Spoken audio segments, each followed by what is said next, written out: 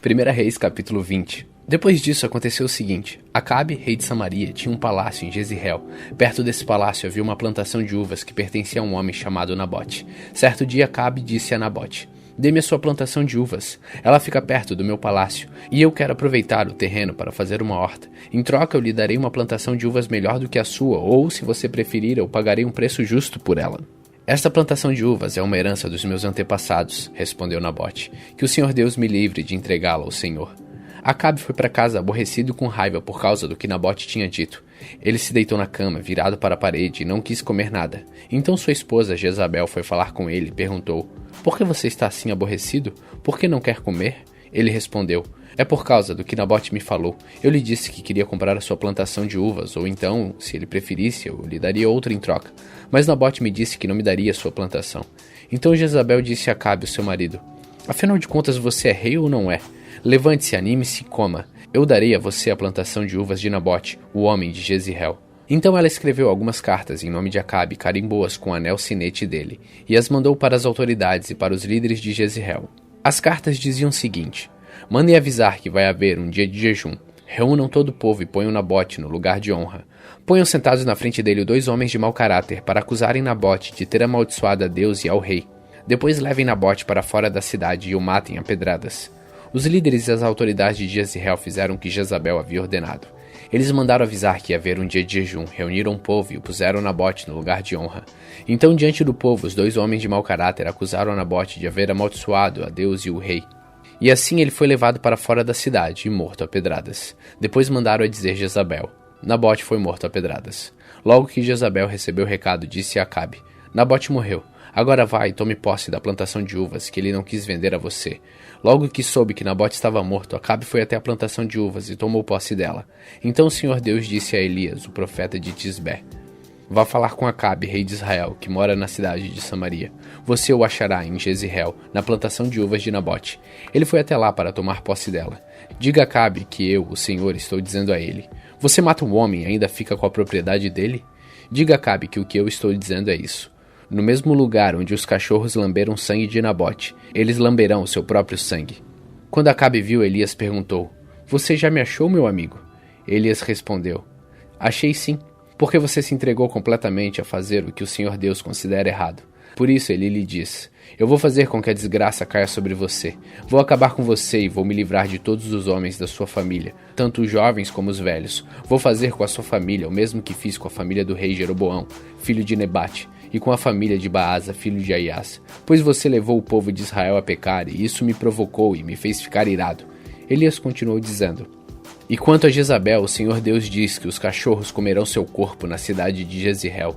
Os parentes dela que morrerem na cidade serão comidos pelos cachorros, e os que morrerem no campo serão comidos pelos urubus. Não houve ninguém que tivesse se entregado tão completamente a fazer as coisas erradas, que não agrada ao Senhor, como fez Acabe. E tudo ele fez por sugestão da sua esposa Jezabel. Acabe cometeu os pecados mais vergonhosos, adorando ídolos como haviam feito os amorreus, o povo que o Senhor havia expulsado do país conforme o povo de Israel tinha ido avançando. Quando Elias acabou de falar, Acabe rasgou as suas roupas, jogou-as longe e vestiu uma roupa de pano grosseiro. Ele não comia nada, dormia em cima de panos grosseiros e andava triste e abatido. Então o Senhor Deus disse ao profeta Elias: você viu como Acabe se tem humilhado diante de mim? Já que ele está fazendo isso, não será durante a vida dele que vou trazer a desgraça que prometi. Será durante a vida do filho dele que eu vou fazer cair a desgraça sobre a família de Acabe. 1 Reis, capítulo 22. Durante os 2 anos seguintes houve paz entre Israel e Síria, mas no 3º ano Josafá, rei de Judá, foi visitar o rei Acabe de Israel. Acabe perguntou aos seus oficiais: por que é que nós não fizemos nada para tomar de volta do rei da Síria a cidade de Ramote-Gileade? Vocês sabem que aquela cidade é nossa. Então ele perguntou ao rei Josafá: você vai comigo atacar Ramote? Josafá respondeu: quando você estiver pronto para a batalha, eu também estarei, e assim também os meus soldados e a minha cavalaria. Mas primeiro vamos consultar a Deus, o Senhor. Aí Acabe mandou chamar os profetas, que eram uns 400, e perguntou: devo atacar a cidade de Ramote ou não? Eles responderam: ataque, pois Deus lhe dará a vitória. Mas Josafá perguntou: não existe aqui mais nenhum profeta para nós consultarmos o Senhor por meio dele? Acabe respondeu: existe outro que se chama Micaías, filho de Imlá. Mas eu tenho ódio dele porque nunca profetiza para mim o que é bom, mas só o que é ruim. Não fale desse jeito, disse Josafá. Então Acabe chamou um oficial e mandou que ele fosse imediatamente buscar Micaías. Os dois reis, usando as roupas reais, estavam sentados nos seus tronos, numa praça que ficava perto da entrada do portão de Samaria. E todos os profetas estavam profetizando em frente deles. Um dos profetas, chamado Zedequias, filho de Quenaana, fez uns chifres de ferro e disse a Acabe: O que o Senhor Deus está dizendo é isto: com estes chifres, o Senhor lutará contra os sírios e os derrotará completamente. E todos os profetas profetizaram a mesma coisa. Eles diziam: Marche contra a cidade de Ramote, que o Senhor, ó rei, vencerá. O Senhor Deus lhe dará a vitória. Enquanto isso, o oficial que tinha ido buscar Micaías disse a ele: Todos os outros profetas profetizaram que o rei terá sucesso. É melhor que você faça o mesmo. Porém Micaías respondeu: Juro pelo Senhor, o Deus vivo, que eu falarei o que ele mesmo mandar. Quando Micaías chegou ao lugar onde estava o rei Acabe, este perguntou: Micaías, o rei Josafá e eu devemos atacar a cidade de Ramote ou não? Micaías respondeu: Ataque, pois o Senhor, ó rei, vencerá. O Senhor Deus lhe dará a vitória. Mas Acabe disse: Quando você falar comigo em nome do Senhor Deus, diga a verdade. Quantas vezes eu preciso dizer isso? Micaías respondeu: Vejo o exército de Israel espalhado pelos morros como ovelhas sem pastor. E o Senhor Deus diz: Estes homens não têm chefe, que eles voltem para casa em paz. Então Acabe disse a Josafá: Eu não disse que para mim ele nunca profetiza coisas boas? Ele sempre diz alguma coisa ruim. Micaías continuou: Agora escute o que o Senhor Deus está dizendo. Eu vi o Senhor sentado no seu trono no céu com todos seus anjos, e à sua direita e à sua esquerda. Ele perguntou: Quem enganará Acabe, para que ele vá a Ramote e seja morto lá? Alguns anjos disseram uma coisa, outros disseram outra, até que um espírito se apresentou e disse: Eu enganarei Acabe. E Deus perguntou: Como? E o espírito respondeu: Eu irei e farei com que todos os profetas de Acabe digam mentiras. Então Deus ordenou: Vá e engane Acabe, você conseguirá. E Micaías terminou dizendo a Acabe: O Senhor está vendo agora que Deus fez com que todos seus profetas mentissem, mas ele resolveu que vai acontecer uma desgraça com o Senhor, ó rei. Então o profeta Zedequias chegou perto de Micaías, deu um tapa na cara dele e perguntou: Quando foi que o Espírito do Senhor saiu de mim e falou com você? Você descobrirá isso quando entrar em algum quarto dos fundos, tentando se esconder, respondeu Micaías. Aí o rei Acabe deu a seguinte ordem a um dos seus oficiais: Prenda Micaías e o leve a Amon, o governador da cidade, e ao príncipe Joás. Diga a eles que o joguem na cadeia e o ponham a pão e água até que eu volte são e salvo. Micaías exclamou: Se o Senhor, ó rei, voltar em paz, então de fato o Senhor Deus não falou por meio de mim. E disse também: Todos aqui deem atenção àquilo que eu profetizei. Assim o rei Acabe de Israel e o rei Josafá de Judá foram atacar a cidade de Ramote de Gileade. Acabe disse a Josafá: Quando formos entrar na batalha, eu vou me disfarçar, mas você use as suas roupas de rei. Assim o rei de Israel entrou disfarçado na batalha. O rei da Síria havia mandado que os 32 capitães dos seus carros de guerra não atacassem ninguém, a não ser o rei de Israel. Por isso, quando viram o rei Josafá, pensaram que ele era o rei de Israel e foram atacá-lo. Mas Josafá gritou. Aí eles viram que aquele não era o rei de Israel e pararam de atacá-lo. No entanto, um soldado sírio atirou uma flecha que por acaso atingiu o rei Acabe entre as juntas da sua armadura. Então ele gritou para o condutor do seu carro: Fui ferido, dê a volta e me leve para fora da batalha. Enquanto a batalha ficava cada vez mais forte, seguraram o rei Acabe de pé no seu carro de guerra, de frente para os sírios. O sangue dele escorria pelo seu ferimento para o fundo do carro, e à tarde ele morreu. Ao pôr do sol foi dado ao exército dos israelitas a seguinte ordem: Que cada homem volte para sua própria região e para sua cidade. E assim morreu o rei Acabe. O seu corpo foi levado para Samaria e sepultado. E quando levaram o carro dele na represa de Samaria, os cachorros lamberam seu sangue, e as prostitutas se lavaram naquela água, como o Senhor Deus tinha dito que ia acontecer.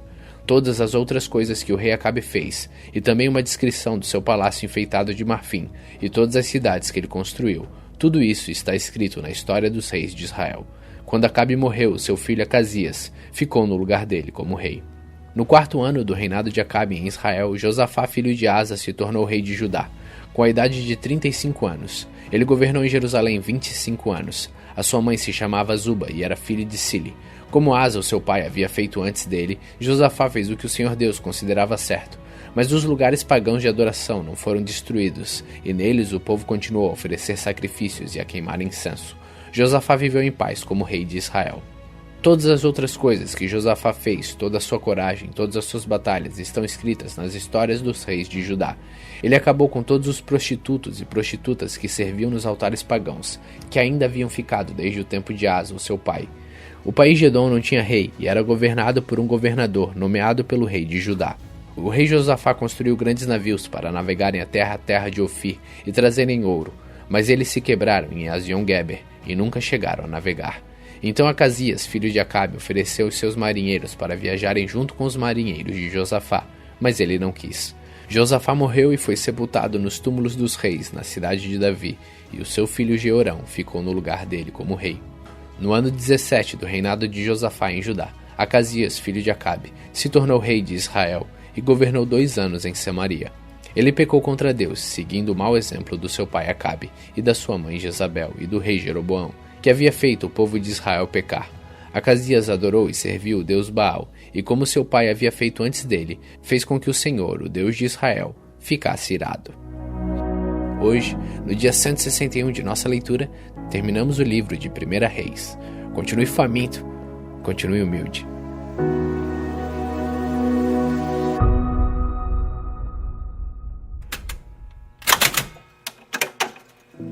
Provérbios capítulo 10. O filho sábio é a alegria do seu pai, mas o filho sem juízo é a tristeza da sua mãe.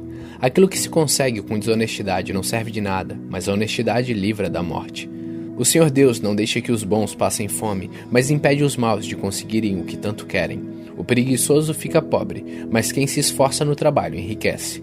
Quem tem juízo colhe no tempo certo, mas quem dorme na época da colheita passa vergonha. Os bons são abençoados, as palavras dos maus escondem a sua violência. Os bons serão lembrados como uma bênção, porém os maus logo serão esquecidos. Quem tem juízo aceita os bons conselhos, quem não tem cuidado com o que diz acaba na desgraça.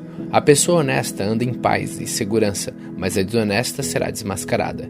Quem esconde a verdade causa problemas, mas quem critica com fraqueza trabalha pela paz. As palavras dos bons são uma fonte de vida, mas as palavras dos maus escondem a sua violência. O ódio provoca brigas, mas o amor perdoa todas as ofensas. A pessoa sábia diz palavras de sabedoria, mas aquelas que não têm juízo precisa ser castigada. Os sábios guardam todo o conhecimento que podem, mas o tolo, quando fala, logo traz desgraça. A riqueza protege os ricos e a pobreza destrói os pobres. O trabalho dos bons produz vida, mas o resultado do pecado é somente mais pecado. Aquele que aceita ser repreendido anda no caminho da vida, mas quem não aceita cai no erro. Com as suas palavras o mentiroso esconde seu ódio, e quem espalha mexericos não tem juízo. Quanto mais você fala, mais perto está de pecar. Se você é sábio, controle a sua língua. As palavras dos bons são como a prata pura, as ideias dos maus não têm valor. As palavras dos bons fazem bem a muita gente, mas a falta de juízo leva à morte. A bênção do Senhor traz prosperidade e nenhum esforço pode substituí-la. Para o malvado, fazer o mal é divertimento, mas a pessoa sensata encontra prazer na sabedoria. Quando o mal tem medo de alguma coisa, é isso mesmo que lhe acontece, mas a pessoa direita consegue o que deseja. Vem a tempestade e acaba com os maus, porém os honestos continuam sempre firmes. Nunca mande um preguiçoso fazer alguma coisa. Ele será tão irritante como vinagre nos dentes ou fumaça nos olhos. Quem teme o Senhor tem vida longa, porém os maus morrem antes do tempo. A esperança dos bons traz alegria, mas os planos dos maus dão em nada. O Senhor protege os bons, mas causa desgraça do que fazem o mal. As pessoas direitas estarão sempre em segurança, porém os maus não terão onde morar.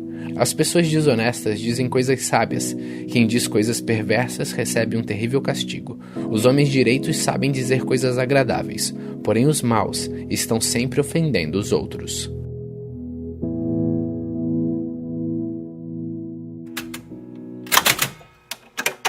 Hebreus capítulo 13. Continue a amar uns aos outros como irmãos em Cristo. Não deixe de receber bem aqueles que vêm à casa de vocês, pois alguns que foram hospitaleiros receberam anjos sem saber. Lembrem dos presos como se vocês estivessem na cadeia com eles. Lembrem dos que sofrem como se vocês estivessem sofrendo com eles. Que o casamento seja respeitado por todos e que os maridos e as esposas sejam fiéis um ao outro. Deus julgará os imorais e os que cometem adultério. Não se deixem dominar pelo amor ao dinheiro e fiquem satisfeitos com o que vocês têm, pois Deus disse: Eu nunca os deixarei e jamais os abandonarei. Portanto, sejamos corajosos e afirmemos que o Senhor é quem me ajuda e eu não tenho medo. Que mal pode alguém me fazer? Lembre dos seus primeiros líderes espirituais que anunciaram a mensagem de Deus a vocês. Pensem como eles viveram e morreram e imitem a fé que eles tinham. Jesus Cristo é o mesmo ontem, hoje e sempre. Não se deixem levar por ensinamentos diferentes e estranhos que tiram vocês do caminho certo.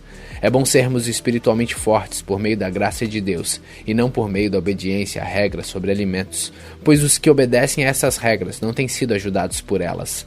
Os sacerdotes que servem no templo não têm o direito de comer do sacrifício que é oferecido sobre o nosso altar. O grande sacerdote leva o sangue de animais para dentro do lugar santíssimo, a fim de oferecê-lo como sacrifício pelos pecados. Mas os corpos dos animais são queimados fora do acampamento. Por isso Jesus também morreu fora da cidade de Jerusalém para com o seu próprio sangue purificar o povo dos seus pecados. Portanto, vamos para perto de Jesus, fora do acampamento, e soframos a mesma desonra que ele sofreu. Porque neste mundo não temos nenhuma cidade que dure para sempre. Pelo contrário, procuramos a cidade que virá depois. Por isso, por meio de Jesus Cristo, oferecemos sempre louvor a Deus. Esse louvor é o sacrifício que apresentamos, a oferta que é dada por lábios que confessam a sua fé nele. Não deixem de fazer o bem e de ajudar uns aos outros, pois são esses os sacrifícios que agradam a Deus. Obedeçam aos seus líderes e sigam as suas ordens, pois eles cuidam sempre das necessidades espirituais de vocês, porque sabem que vão prestar contas disso a Deus. Se vocês obedecerem, eles farão o trabalho com alegria, mas se vocês não obedecerem, eles trabalharão com tristeza, e isso não ajudará vocês em nada.